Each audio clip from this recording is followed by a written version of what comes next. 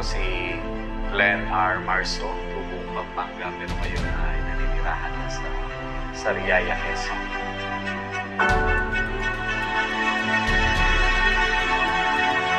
Dating nagkaroon po ng neurocarcinoma peripheral fibroblastoma o sa madaling salita yung tinatawag na brain tumor. Na-diagnose ako way back 2021 at nagkaroon po ako ng 6 na buwan na taning sa aking kalagayan. At within that month ay oxygen dependent na po ako. Ang karamdamang ito ay gumugo ng aking lakas na kung saan may bahagi ng aking katawan ay nagbi-bleed.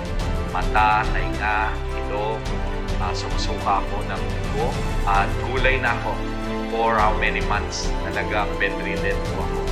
At the same time, maraming mga gamot na sinubok, pero one time ay merong isang kaibigang bumisita sa akin sa katawan ni Dr. George Lustre.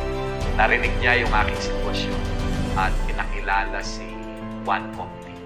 Si Juan Opti ay ayaw kong paniwalaan that time kasi ito na yung doktor ko at iba't ibang gamot ang sinubukan sa akin.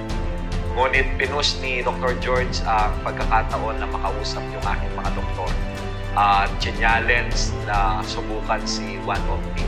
Kaya nag-mega dose agad ako. 2 bottles a day and praise God sa loob ng 2 linggo na pag-take ko ng Opti juice ay naging normal po ang aking pus cells, red blood cells, triglyceride. Ang isang bedridden ay after 2 weeks na pag-inom lamang ng Opti juice, nakalakad na po ako. Tinuloy-tuloy ko siya up to this moment, 3 years. Almost 3 years na. Amazing ang ginagawa ni Opti sa akin. Dahil kapag wala siya sa buhay ko, baka wala na rin ang buhay ko. Yan ang nagagawa niyo. Ito yung talagang may re-recommend ko hanggang sa kaapu-apuhan ko dahil ultimong mga anak ko nasubukan ang Opti at lahat ay nakaranas ng kaginawaan. I'm Glenn R. Marso and proud user ng One Opti and highly recommended ang One Opti.